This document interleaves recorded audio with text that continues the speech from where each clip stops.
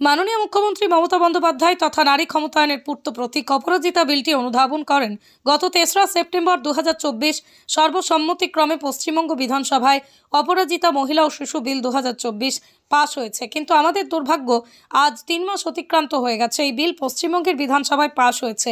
দেশের রাষ্ট্রপতি মহিলা হওয়া সত্ত্বেও এখনও স্বাক্ষর করলেন না।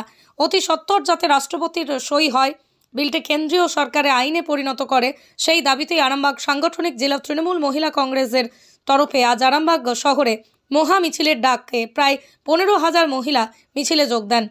নেতৃত্বে আরামবাগ সাংগঠনিক মহিলা তৃণমূল কংগ্রেসের সভানেত্রী বিধায়ক ডক্টর করবী মান্না। উপস্থিত ছিলেন আরামবাগ সাংগঠনিক তৃণমূল কংগ্রেসের সভাপতি বিধায়ক রাবেন্দু সিংহ রায়, সাংসদ মিতালি বাগ, কৃষ্ণচন্দ্র সাঁতরা, মানস মজুমদার, চেয়ারম্যান সমীর ভান্ডারী সহ সর্বস্তরের মহিলা নেতৃত্ববৃন্দ।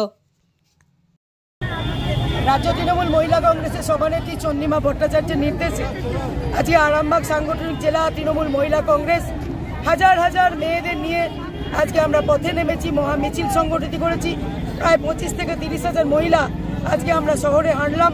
আমাদের দাবি একটাই, অতি সত্বর অপরাজিতা বিলকে পাস করাতে হবে। আমরা সবাই জানি গত 2024-এর 3রা সেপ্টেম্বর সর্বসম্মতিক্রমে মমতা বন্দ্যোপাধ্যায়ের অনুপ্রেরণায় রাজ্য বিধানসভায় এই অপরাজিতা বিল পাস হয়েছে। কিন্তু দুঃখের বিষয়, আজ পর্যন্ত আমাদের রাষ্ট্রপতি মহিলা হওয়া সত্ত্বেও তিনি এই বিলে সই করলেন না, যে বিল মহিলা সুরক্ষার্থে।